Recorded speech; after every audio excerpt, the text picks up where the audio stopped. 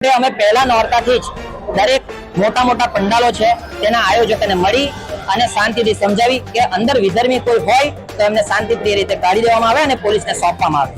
આવી 2 દિવસની પ્રવૃત્તિ ચાલતી હતી અને બીજા દિવસના નોરતાના દિવસે અમે ત્યાં જે સાંઈ ગરબાનું આયોજન થયું ત્યાં ગયા હતા અને ત્યાં એમના આયોજક સાથે થોડી રકઝક થઈ હતી અને ત્યારબાદ આયોજક માની પણ ગયા હતા અને અમારા 2 કાર્યકર્તાને અંદર લઈ પણ ગયા હતા અને અમે ધીરે ધીરે અમારો જે કાર્યકર્તા હતા તે નીકળતા હતા।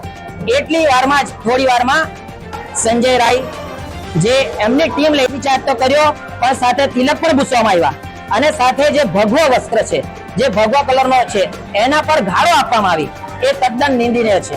એના માટે અમે આજે કલેક્ટરશ્રીને આવેદન પત્ર આપ્યું છે કે આના પર તાત્કાલિક કાર્યવાહી કરવામાં આવે અને આવા જે અધિકારી છે એને તાત્કાલિક સસ્પેન્ડ કરવામાં આવે।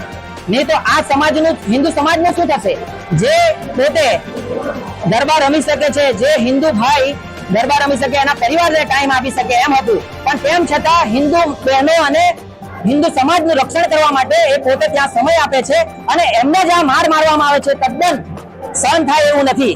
એના માટે હિન્દુ સમાજ આખો રોષે ભરાયો છે। જો આના પર તાત્કાલિક એક્શન ના લેવામાં આવે તો આના કરતા પણ અલગ આંદોલનની ચીમકી આપવામાં આવી છે। બધા જ અત્યારે હિન્દુ સંગઠનો કહે છે કે તમે અત્યારે શાંતિપૂર્ણ રીતે આના માટે આવેદન પત્ર આપો એટલે તાત્કાલિક પ્રશાસન એના પર નિર્ણય લેશે અને અમને આશા છે કે પ્રશાસન અમારી સાથે છે, ભારતીય જનતા પાર્ટી પણ અમારી સાથે છે અને અમને એ સહકાર આપશે।